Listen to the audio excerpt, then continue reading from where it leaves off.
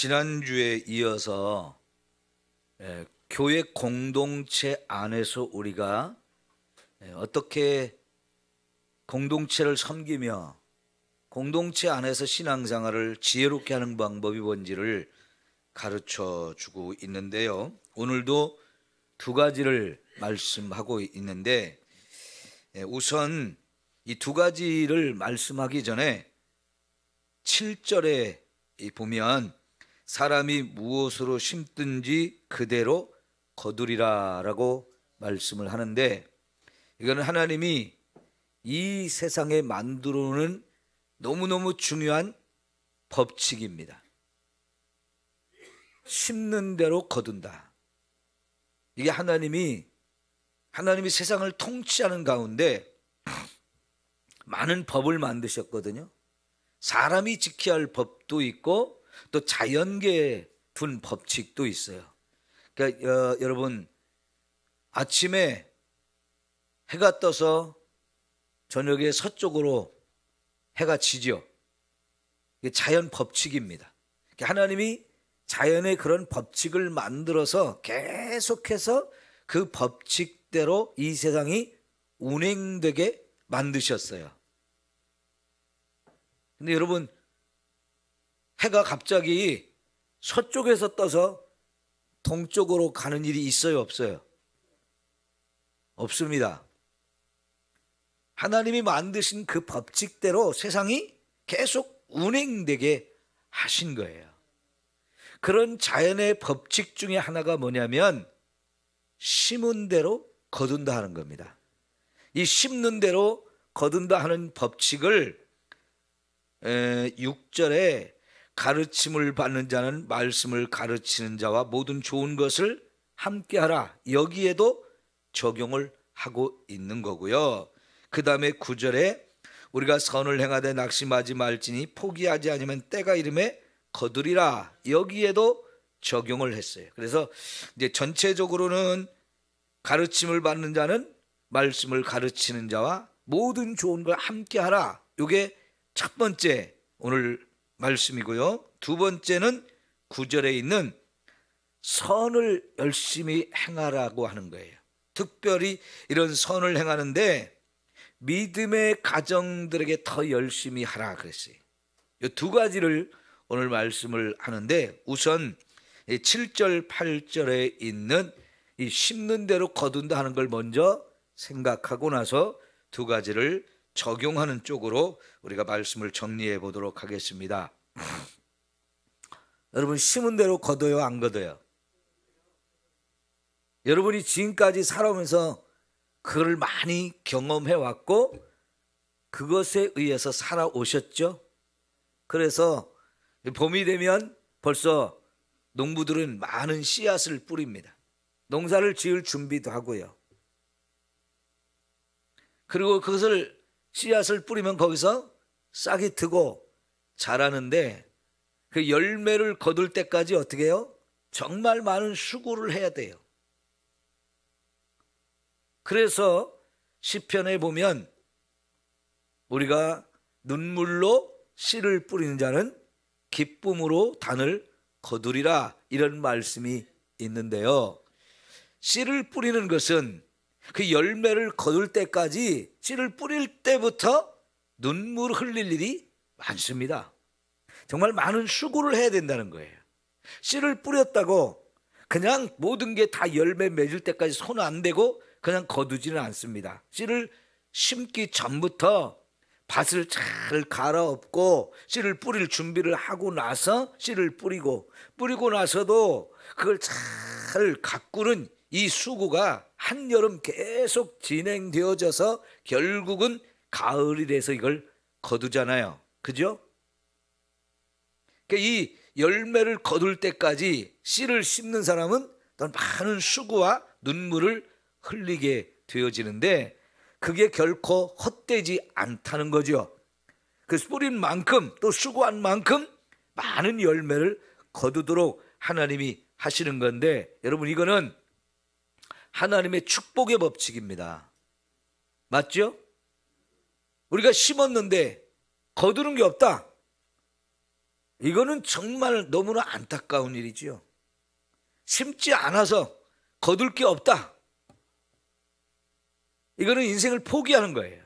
그러니까 하나님께서는요, 저와 여러분이 이 땅에 사는 동안에 정말 심기만 하고 그러면 잘 가꾸면 반드시 열매를 거두게 하시는 것은 하나님이 그걸 통해서 저와 여러분을 축복하고 있는 거죠. 그죠? 그런데 보면 마태복음 13장에 씨 뿌리는 비유를 보면 30배, 60배, 100배의 열매를 거두게 하신다는 거예요. 그러니까 하나님이 우리가 심은 것은 하나인데 그 하나가 30배가 되기도 하고 60배가 되기도 하고 100배가 되기도 하니까 하나님이 엄청난 축복을 주시는 거죠. 그 축복이 있기 때문에 저와 여러분이 힘들어도 열심히 땀을 흘리며 수고해서 뿌리는 거고요. 그러면 거기 반드시 하나님이 축복하시기 때문에 열매가 거둬지는 거예요. 그걸 지금까지 우리가 그 축복을 누리며 살아왔으니까 하나님께 감사해야죠. 예? 감사해야 돼요. 가만히 보면 하나 심어가지고 겨우 하나 거두는 거는 거의 없는 것 같아요. 그죠? 하나 심어갖고 하나 거둔다면 그 굳이 심을 필요 없잖아요. 있는 거 그냥 먹으면 되지. 근데 하나를 심었는데 이게 30배가 되기도 하고 60배가 되기도 하고 100배가 되기도 하는데 이거는 진짜 하나님이 엄청나게 축복을 주는 거지요. 그러면 여러분, 우리가 지금 먹고 사는 거 다 하나님의 축복으로 살고 있다는 거 믿고 감사해야 됩니다.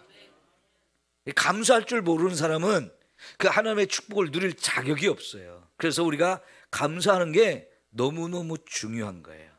하나님이 만일 우리를 축복하지 않았으면 우리 먹고 살 수가 없는 거지요. 네. 그래서 여러분, 우리가 지금까지 살아온 모든 것이 하나님의 은혜였고 그 은혜를 누리며 사는데 그게 정말 하나님의 축복이라는 거 감사하면서 살아야 합니다. 자, 이런데 이 심고 거두는 것을 8절에 보면 육체적인 것에도 적용을 하고 영적인 것에도 적용을 했어요. 저와 여러분에게는 하나님이 육체도 주셨고 영도 주셨습니다. 그럴 때 여러분, 우리는 육체를 위해서도 심어야 육체를 위해서 거둘 게 있어요. 그 육체를 위해서, 육체가 필요한 것을 위해서는 육체적인 걸 심어야 되죠. 그런데 그것만이 아니고 저와 여러분에게는 우리에게 영도 있는데, 그래서 이 영을 위해서도 뭔가 심는 것이 있어야 되고, 그러면 반드시 내 영을 위해서 거두는 것도 있다는 거예요. 자, 여러분, 운동을 해야 됩니까? 안 해야 됩니까? 그 운동은 내 육체를 위해서 필요한 거예요. 그죠? 운동을 열심히 하는 사람하고 열심히 안 하는 사람하고는 분명히 차이가 있는데요, 운동을 하면 할수록 몸은 건강해집니다. 그러죠? 그러니까 운동을 열심히 하면 몸이 건강해지니까 이 육체를 위해서도 분명히 우리가 심어야 거두는 게 있어요. 배가 고프면 밥 먹어야 돼요? 안 먹어야 돼요? 물어보나 만한 얘기를 하고 있죠. 근데 그게 중요하단 말이에요. 배가 고픈데도 안 처먹어. 그러면 건강할 수가 없어요. 살아갈 수가 없어요. 그러니까 때가 되면 돈이 들어가고 그 음식을 만드는데 힘들어도 만들어야 되고요, 그걸 먹어야 된단 말이죠. 근데 감사한 것은 먹는 즐거움을 주셨죠. 입맛 없어 봐요. 그 먹는 게 엄청 고역이거든요. 먹기 싫어요. 근데 감사하게도 하나님이 저와 여러분에게 입맛을 주셔가지고 먹을 때마다 맛있게 먹으면서, 그래서 기쁨을 누리죠. 또 배가 부르면 기분도 좋아요. 에? 근데 이 먹는 것은 우리 육체를 위해서 반드시 필요한 일이에요. 그러니까 뭐 아침도 먹고 점심도 먹고 저녁도 먹고 그것도 부족해가지고 간식도 먹고 그러면서 자꾸 먹는단 말이에요. 물론 이제 절제도 필요하지만 하여간 먹어야 우리가 삽니다. 이게 육체를 위해서 해야 되는 일이에요. 씻어야 돼요? 안 씻어야 돼요? 씻어야죠? 이게 다 육체를 위해서 필요한 일이에요. 청소를 깨끗하게 해야 됩니까? 안 해야 됩니까? 그것도 해야 되는 거예요. 그러니까 육체를 위해서 우리가 해야 될 일들이 사실은 굉장히 많죠. 그걸 게을리하면 그 어떤 부분에선가는 문제가 생기고 질병도 생기고 약하기도 하고 써야 될 것이 없기도 하고 그런단 말이에요. 근데 가끔은요, 심지도 않고 거두려고 하는 사람이 있어요. 그럼 이거는 비정상이죠? 심지도 않고 거두는 게 두 가지가 있어요. 하나는 사람이 하는 거고 하나는 하나님이 하시는 건데, 내가 심지도 않았는데 거둔다, 이거는 남의 걸 도둑질하든지 빼앗든지 사기를 치든지 강도짓을 하는 거예요. 이거는 죄입니다. 그죠? 이거는 하지 말아야 돼요. 근데 저와 여러분 심지도 않았는데 하나님이 주시는 게 있어요. 그걸 뭐라고 그러냐? 기적이라고 해요. 기적. 그러니까 심어야 거두는데 심는 게 귀찮아. 또 심고 나면 계속 가꾸는 이 수고를 해야 돼. 근데 이런 게 귀찮아서 나 쉬고 하지 않고 심고 가꾸는 거 하지 않고 남이 다 수고해서 잘 가꾸는 거 몰래 가서 훔쳐 먹든지 빼앗아 먹든지 속여 먹든지 강도짓을 하든지 이건 다 죄입니다. 하나님 이런 짓 하지 말라고 그랬죠. 심지 않은 거 욕심 부리는 거 이거는 죄입니다. 맞아요? 틀려요? 네. 그럼 여러분 복권을 사는 거 그 신앙적인 걸까요? 비신앙적인 걸까요? 복권을 사면서 하나님 축복하실 줄 믿습니다. 기도하고 또 사요. 네? 그러면 안 돼요. 저도요 가끔은 돈이 갑자기 필요할 때 복권 하나 당첨됐으면 좋겠다, 그런 생각은 할 수 있어요. 그죠? 그런데요 하나님이 그런 걸로 별로 저와 여러분을 축복하지 않습니다. 심으라는 거예요. 심으면 거기서 하나님이 축복을 해주셔서 하나 심었는데 10이 되기도 하고 100이 되기도 하잖아요. 그거 엄청난 축복이죠. 심지도 않고 자꾸 거두려고 하는 것은 이게 도둑놈 심보란 말이죠. 그러니까 여러분 공짜 좋아하지 마세요. 네? 공짜 좋아하지 마시고 오히려 내 것을 베풀 수 있는 사람이 돼야 돼. 베풀 수 있는 사람. 자꾸 공짜 바라고 공짜가 있으면 막 눈이 뒤집혀가지고 막 하나를 더 가지려고 그러지 마시고요. 공짜 좋아하시면 안 돼. 여러분 참 우리나라는 아직은 그런 걸 볼 수 없어서 감사한데요, 미국 같은 참 부자 나라고 과거에 믿음으로 세워진 나라인데 전 세계에서 수많은 사람들이 자꾸 이민을 오다 보니까요, 지금 미국이라는 나라를 보면요 조금 폭동이 일어나잖아요. 그러면 길 옆에 있는 가게들 아무 가게나 그냥 유리창 깨고 주인 총으로 위협하고 그러면서 거기 있는 물건 막 그냥 다 훔쳐가요. 너도 나도 기회가 됐다고 막 다 달려들어가지고 지나가던 사람들 있으면 다 달려들어서 막 하나씩 들고 막 다 도망가요. 그럼 막 좋다는 거예요. TV 하나 얻었다, 세탁기 하나 잡았다, 막 그거 들고 도망간단 말이죠. 진짜 그거 다시 찾아오기 어렵거든요. 근데 그거 보면요 얼마나 많은 사람들이 죄책감 없이 그냥 유리창 깨고 들어가서 막 원하는 대로 다 들고 가는지, 야 무법천지죠 그거. 참 안타까운 거예요. 근데 우리는 그런 일 없죠. 그나마 우리나라 사람들의 양심이 살아있는 부분이 그런 면에서 좀 볼 수 있어요. 남의 거 함부로 가져가고 훔쳐가고 뺏어가고, 야, 이런 거 진짜 그 강도짓 아니에요? 우리는 반드시 심고 거두는 삶을 살아야지, 심지도 않았는데 자꾸 거두려고 하면 이거는 진짜 도둑놈입니다. 에? 근데요, 여러분, 아무리 노력해도 가난을 벗어나지 못하는 사람들이 있거든요. 사는 게 너무 힘든 사람, 그런 사람들을 위해서는요, 성경에서도 복지 제도를 하나님이 말씀하셔요. 신현제도 같은 게 복지 제도이고요. 가나안 땅에 처음 들어갈 때 땅을 다 나누어 주고 그 땅을 팔아먹지 말고 후손들에게 물려주면서 그 자녀들이 계속 안정된 삶을 살 수 있도록 하나님이 보장해 주신 거거든요. 그럼에도 불구하고 또 가난한 사람 생기고 부유한 사람은 생기는데 11조를 낼 때 정해진 11조가 있고요. 거기에다가 11조를 10분의 1을 더 내서 가난한 사람, 어려운 사람 돕는 일을 하라고 그랬어요.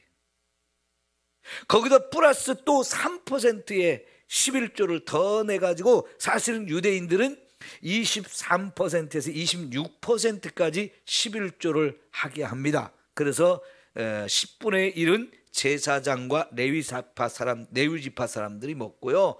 또 그 10분의 1, 또 10분의 3, 요런 것들, 아니 0.3, 그냥 3%, 이거는 각 성마다 이거를 비축해 놨다가 가난하고 힘들고 어려운 사람들 생겼을 때 그들을 위해서 사용하도록 이렇게 하심으로 인해서 하나님이 복지 정책을 쓰시거든요.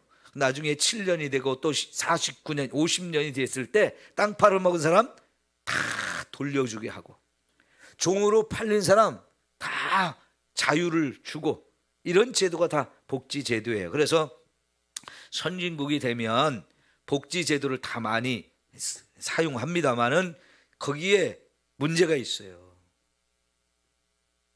복지 정책을 자꾸 사용하는 것도 국가가 감당할 수 있을 만큼 해야 되는데, 한번 복지의 맛을 들인 사람은요, 이거 끊기가 어려워요.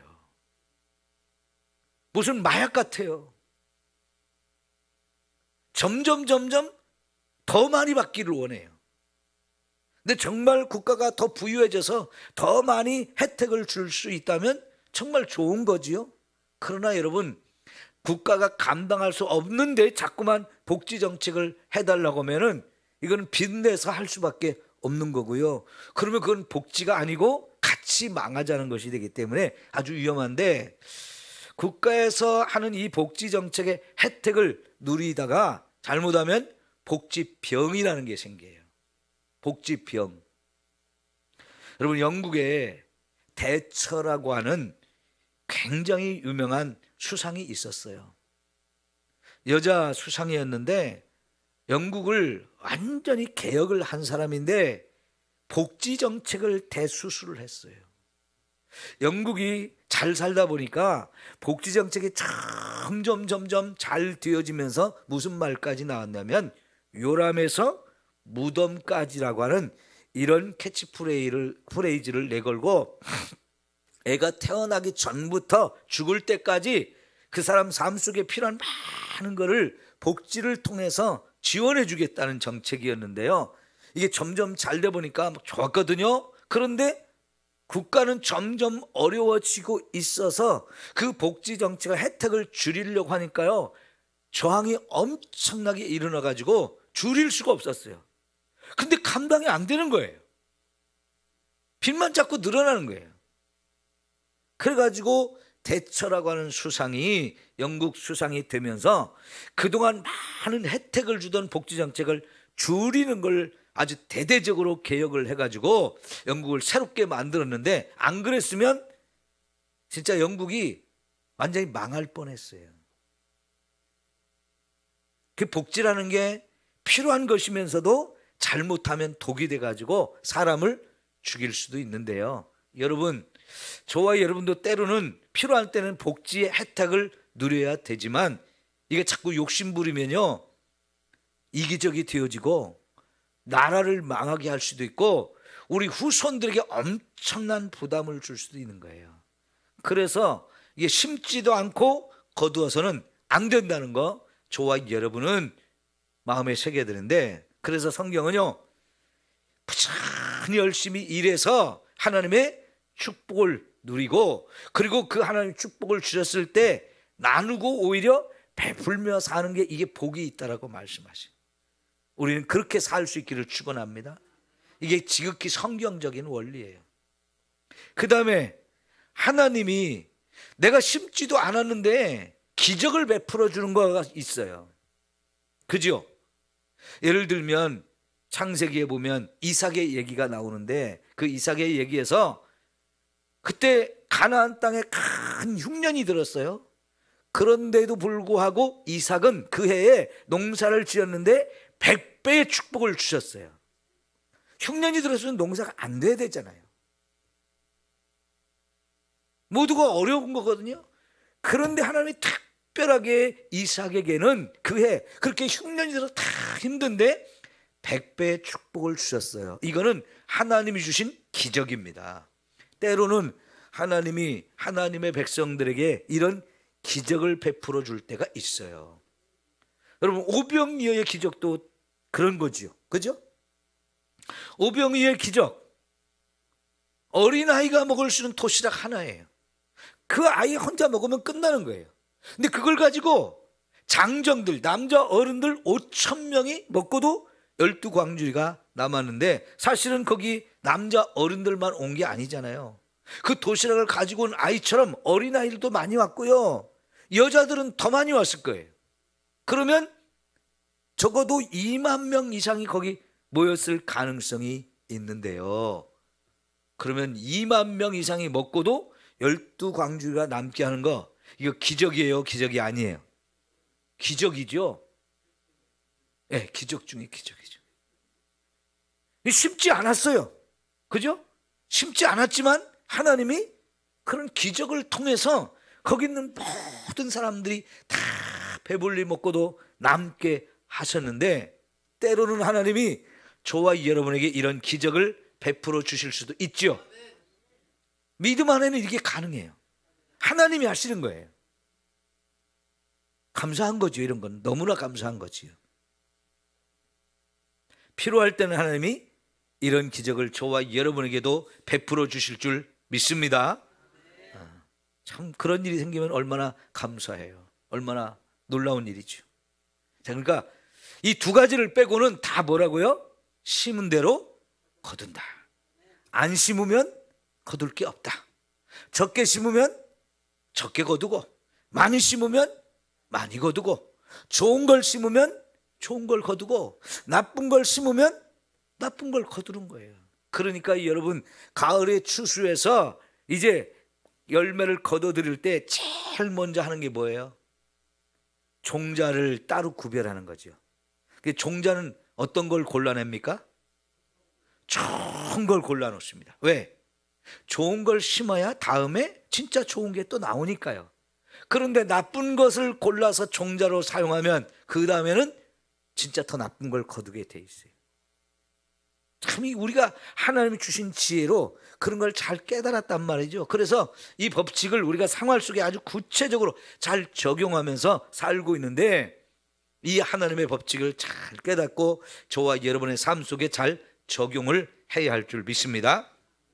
자, 그러면서 여러분, 육체만을 위해서 심지 말고 영을 위해서도 심어라 하는 거예요. 그러면 여러분, 오늘 지금 우리가 예배 드리는 거, 이거는 저와 여러분을 위해, 영혼을 위해서 지금 심고 있는 거예요. 이 자리에서 말씀을 듣는 거하고 안 듣는 거 큰 차이가 있죠. 말씀을 듣는 것은 영의 양식을 먹는 거예요. 그럼 내 영이 건강해지죠. 믿음이 자라는 거예요. 그런데 이 예배의 자리에 우리가 오지 않아서 영의 양식, 말씀을 듣지 못했어요. 그러면 내 영이 건강한 신앙생활을 할 수가 없는 거지요. 그러니까 예배를 드리면 드릴수록 믿음이 자라고 내 영적인 이 건강이 풍성해져서 정말로 신앙생활을 잘 하게 되어지고, 그런 사람에게는 하나님이 축복의 기적도 더 많이 베풀어 줄 줄 믿습니다. 여러분, 말씀을 집에서 여러분이 열심히 읽는 것도요, 여러분의 영혼을 위해서 심는 거예요. 그러면 그 말씀의 은혜가 여러분의 삶 속에 풍성하게 임할 수밖에 없는 거지요. 여러분, 신앙생활 몇십 년 했는데 성경을 한 번도 안 읽어본 사람 있어요, 없어요?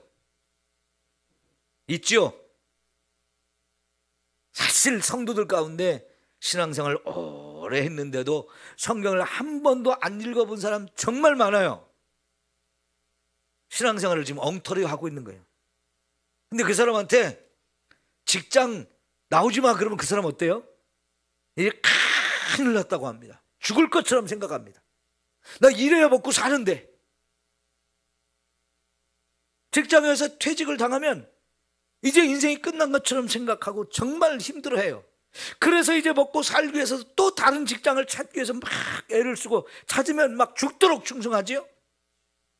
근데 자신의 영혼을 위해서는 그렇게 오랜 시간 신앙생활을 했어도 예배 드리는 것도 소홀하고 기도도 열심히 안 하고 말씀도 안 읽고 그러면서 참 엉터리로 신앙생활 하는데요, 남들이 보기에는 교회 잘 다니는 것 같죠. 교회 오래 다녔죠. 믿음이 좋은 것 같은데요, 그 사람은 영적으로는 지극히 가난한 거예요. 여러분, 요한계시록 3장에 라오디게아 교회, 나는 부자다 그랬는데 하나님 뭐라고 그러냐면 너는 가난하다. 물론 그 사람들이 육신적으로는 정말 부자였어요. 그런데 그들은 영적으로 너무 가난했다는 거예요.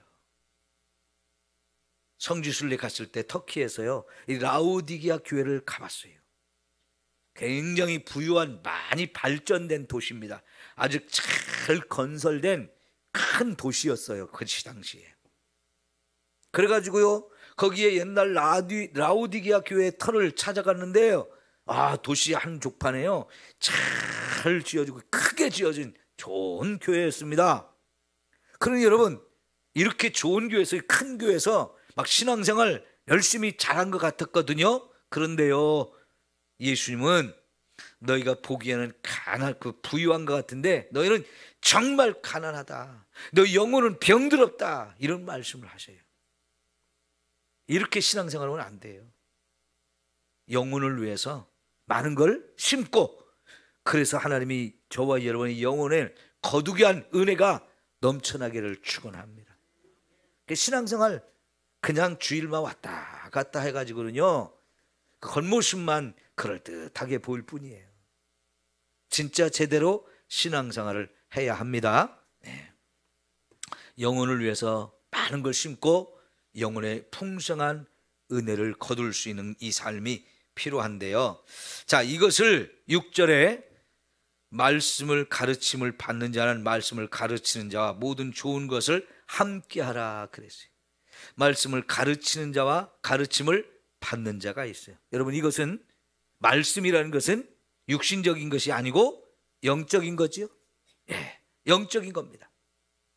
이 영적인 것을 가르치고 그 영적인 것을 받아요. 그러면 받으면 받을수록 여러분, 그 말씀을 받는 사람들은 말씀을 깨닫고 그 말씀의 은혜를 누리면서 그 영혼이 건강한 삶을 살 수 있어요. 믿음이 자라고 하나님의 은혜와 축복이 넘쳐나게 되어져요. 그러면 이렇게 받았으면 또 받은 자로서 나에게 이 말씀을 주는 사람들에게 좋은 것을, 모든 좋은 것을 함께 해라 하는 거죠. 그게 영적인 것일 수도 있고 육적인 것일 수도 있는데, 그 영적인 것, 육적인 것 다 포함해서 내가 가진 것을 말씀을 가르치는 자와 같이 하라고 하는데요, 이것은요, 이제 교회 안에 교육자가, 목회자가 있고 성도가 있잖아요. 그랬을 때 목회자가 말씀으로 우리 성도들을 양육하는 거, 이건 목회자의 책임이고, 그것을 위해서 이제 제대로 할 수 있도록 여러분, 성도들이 목회자의 생활을 책임지는 제도, 이거는 지금 이 갈라디아서가 쓰여진 초대교회부터 하나님께서 이런 제도를 교회에서 만들고 가르쳐서 그렇게 교회가 운영되도록 하신 거죠. 그러면 여러분, 이 말씀을 가르치는 자가 사도행전 6장에 보면 말씀과 기도에 전념하리라 했던 것은 그게 너무너무 중요한 것이고, 그것을 통해서 성도들의 믿음을 세워야 하기 때문에 다른 거 다 내려놓고 여기에 집중하라는 거죠. 근데 이게 대책이 채워지지 않으면 어떻게 하겠어요? 결국은 말씀을 가르치는 자가 말씀을 가르치는 일을 하면서 동시에 자기의 생활 대처도 자기가 책임져야 된단 말이죠.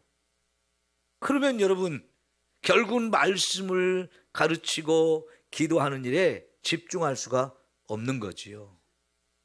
그래서 원래는 목회자들은 직업을 따로 갖지 않고 여기에 집중하게 한 거예요. 그래서 여러분, 구약에서도 레위 지파와 제사장들에게는 어떻게 했습니까? 땅을 기업으로 주지 않았어요. 다른 지파는 다 땅을 기업으로 줘서 각자가 땅을 가지고 거기서 열심히 씨를 뿌리고 갖고 와서 먹고 살게 해주었거든요. 그런데 하나님이 가나안 땅 들어갈 때부터 얼마든지 레위 지파와 이 제사장들에게 땅을 줄 수 있었음에도 불구하고 그들에겐 주지 않고, 너희들은 하나님의 성전에서 일을 하고 거기서 하나님이 백성들이 이제 11조를 갖다 드리는 거, 또 재물을 갖다 드리는 걸, 그걸 너희들한테 나눠줄 테니까 그걸 먹고 살아라 그랬어요. 이게 구약에서부터의 하나님이 정하신 제도이고, 신약의 교회에서도 그런 제도를 따라 이제 교회가 운영되게 하셨죠. 자, 여러분, 마태복음 10장을 우리가 찾아보도록 하겠습니다. 마태복음 누가복음 10장 볼게요. 누가복음 10장.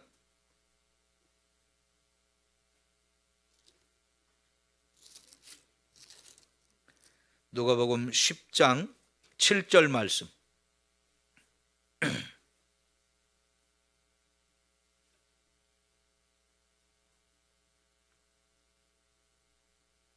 자, 먼저 4절 볼까요? 누가복음 10장의 4절 말씀.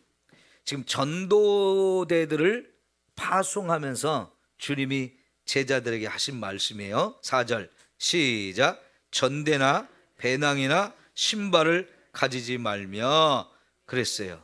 자, 전도하러 지금 몇 날 며칠을 걸릴지 모르는 길인데 가라고 하시면서 돈도 갖고 가지 말고 배낭도 갖고 가지 말고 여분의 신발도 가지고 가지 말라 그랬어요.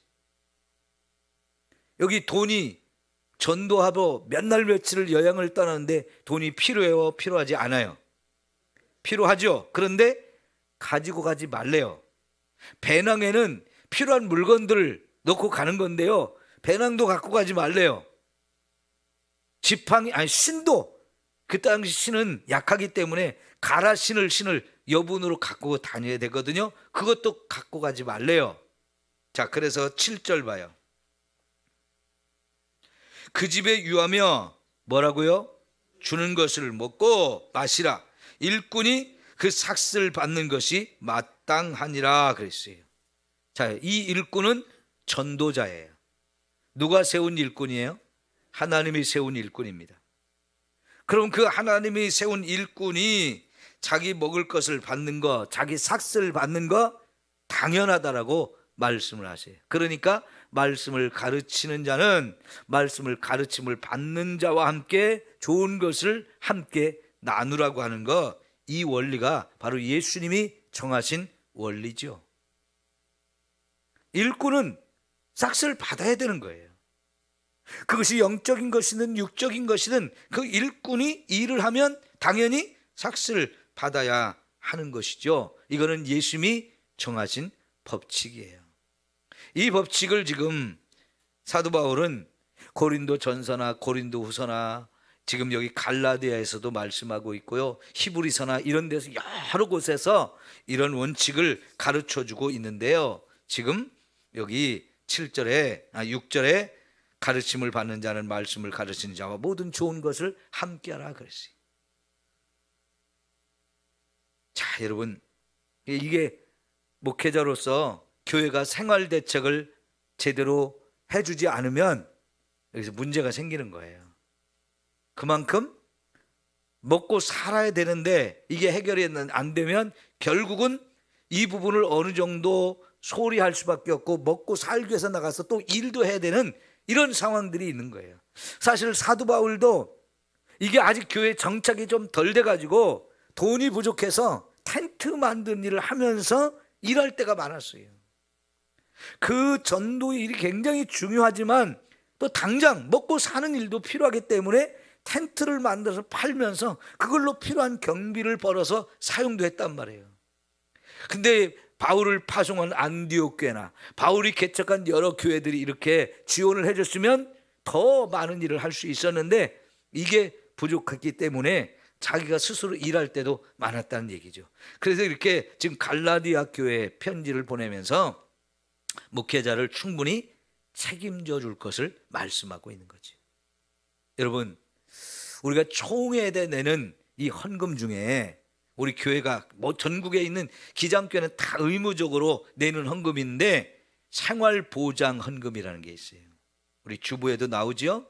그게 뭐냐면 전국에 우리 기장교회가 큰 교회가 있고 작은 교회가 있어요. 그런데 그 작은 교회 목회자들은 교회에서 목사님의 생활비를 충분히 지원을 해주지 못하는 교회들이 꽤 많거든요. 그래서 그분들이 목회 그래도 다 전념하면서 성도가 적어도 열심히 끝까지 책임지며 목회하라고요. 전국에 있는 교회들이 그리 생활보장제 헌금을 모아서 그분들에게 생활비를 지원해주는 제도를 하고 있거든요. 이거는 정말 우리 교단이 잘하고 있는 제도예요. 사실 지금도 농촌이나 어촌에 이런 작은 지역에 이렇게 있는 교회들 어떻습니까? 우리 교회도 연령이 자꾸 이제 고령화돼서 문제가 되는데 농촌에 있는 데는 더더욱 고령자가 있어요. 점점점 인구가 줄어들어요. 교인이 20명, 30명 그것도 안 되는 교회들이 꽤 많은데 여러분, 여기서는 이제 목사님 생활이 안 되니까 그 교회 문 닫읍시다. 이렇게 해서 다른 교회와 이렇게 합병을 해가지고 할 수도 있지만은 또 그런 상황이 또 안 되는 교회들도 있다면 그러면 그 교회는 완전히 목사님 다른 데로 가시고 교회 문 닫고 그러면 그 성도들을 어떻게 해요?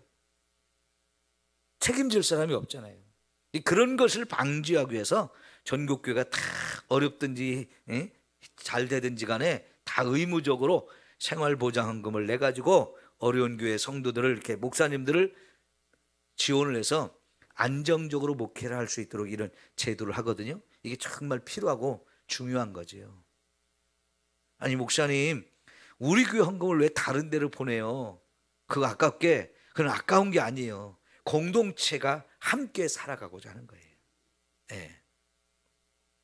자, 그 다음에 여러분 우리 9절 10절을 보면 우리가 선을 행하되 낙심하지 말지니 포기하지 아니하면 때가 이름에 거두리라 그랬어요. 선을 행하는 거 그러면 반드시 하나님 거두게 하신다는 거예요. 그럼 여러분 선을 행하는 일, 하나님이 기뻐하시는 일 해야 돼요? 안 해야 돼요? 해야 되는 거예요. 이걸 하라는 거예요. 지금 선을 행하는 일 주저하지 말고 열심히 하라는 거예요. 근데 어떤 때 보면 내가 그렇게 선을 남한테 베푸는데 나한테 유익이 안 돌아오는 것 같아요. 근데 여러분 이것도 마찬가지로 심은 대로 거두게 하셔요. 네? 거두게 하셔요. 그래서 선을 행하는 거 걱정하지 말고 자꾸 선을 행하면 반드시 하나님이 거두게 하신다는 거예요. 근데 여러분 어떤 거는요 금방 거두게 하는 것도 있지만 어떤 거는 좀 시간이 많이 지나야 거두는 것도 있어요. 그럴 때 사람들이 낙심할 수 있어요. 에이 해봐야 나만 손해야. 나만 힘들고 이 어려운 거 왜 나만 해야 돼? 근데 여러분 때가 되면 거두게 하십니다. 우리 서양에는 그래서 참 기가 막힌 속담이 있는데요. 내일 지구의 종말이 온다 할지라도 나는 오늘 한 그루의 사과나무를 심는다. 굉장히 참 멋진 얘기예요. 아니 내일 지구에 종말이 오는데 그 사과나무 한 그루 심어서 그거 언제 누가 먹는 거예요? 여러분, 내가 심어놓은 사과나무, 내가 그 열매를 못 따먹어도 누군가 따먹을 사람이 있는데 그게 내 자손한테 제일 영향력이 많이 가겠죠. 시골 마을에 가면요, 대부분 마을들에 보면 정자나무들 같은 게 잘 심어져 가지고 그게 언제 누가 심어놓는지 모르는데 100년도 되고 200년도 되고 300년도 되고 막 몇백 년 된 그런 나무들이 마을에 막 다 서 있어 가지고, 여러분 여름에는 거기 동네 사람들이 모여 가지고 더위를 피해 가지고 얼마나 잘 쉬어요. 그 누가 심었을까요? 누군가 심은 사람이 있으니까 그게 지금 몇백 년을 버티고 많은 사람들에게 유익을 주는데요, 그 사람 그거 자기가 그 더위를 피하려고 심었을까요?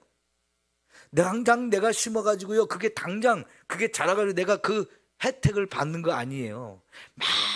많은 시간이 흘러서 이게 자라야 이게 정말 큰 나무가 되는 거거든요. 저 고향 마을에도 가면요, 제가 초등학교 6학년 때 마을에 회관 공사들을 다시 하면서 마당에다가 느티나무를 하나 심어놓은 걸 제가 봤어요. 그 어렸을 때 그 밑에서 많이 놀았어요. 많이 크지도 않았지만 그래도 아이들은 그 밑에서 많이 놀았어요. 근데 지금 가면 그 나무가 엄청 커가지고요, 굉장히 큰 나무가 됐고, 여름에 특별히 가보면 어르신들이 거기 막 앉아서 쉬기도 하고 놀기도 하고 참 보기가 좋아요. 이런 자세가 필요하다는 거지. 예? 선을 행하라는 거예요. 자꾸. 여러분, 크든지 작든지 선을 행하면 여러분 반드시 하나님이 그걸 거두게 하시는 거예요. 왜? 이 모든 걸 하나님 보시고 하나님이 통치하시기 때문에 심은 거에서는 하나님이 기가 막히게 거두게 하신다는 거지요. 특별히 여기 보시면, 그러므로 우리는 기에 있는 대로 모든 이에게 착한 일을 하되 더욱 믿음의 가정들에게 할지니라. 여러분, 우리가 사랑 현금을 자꾸 드려가지고 교회적으로 혹은 또 안 믿는 세상 사람들을 위해서 이 사랑의 헌금으로 때마다 이렇게 많은 일들을 할 수 있는 거, 그게 여러분에게 축복이 되어지고 여러분 자녀들에게도 그 축복이 흘러갈 줄 믿습니다. 내가 그 열매를 따먹지 못하면 내 자녀들이 따먹게 하나님 하셔요. 다 잘 되면 조상 덕이에요. 예? 부모 덕이에요. 나 심지도 않았는데 왜 이렇게 잘 되지? 우리 어머니 아버지가 기도해가지고 들은 거고, 우리 어머니 아버지가 선을 행해서 그 열매를 우리가 먹고 사는 거예요. 그런 것도 참 감사한 일이잖아요.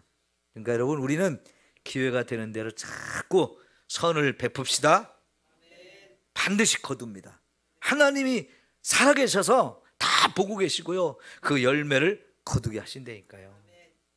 네, 여러분, 이게 특별히 믿음의 공동체 안에서는 서로가 서로를 돌아보면서 이렇게 같이 나누고 베풀고 섬기는 일, 너무너무 아름다운 일이고 하나님이 기뻐하시는 일이에요.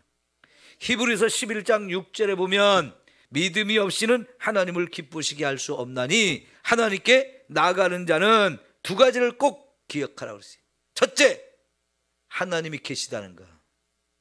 두 번째, 그 하나님을 찾는 자에게 하나님 반드시 상을 주시는 분이라는 것을 알아야 된다 그랬어요. 예? 이게 믿음으로 바라보는 것이고 믿음으로 설을 해가는 것. 하나님 우리 상 주시는 분입니다. 그 하나님이 저와 여러분에게 상을 주시도록 그렇게 살면 하나님이 기뻐하신다는 거예요. 기도합시다.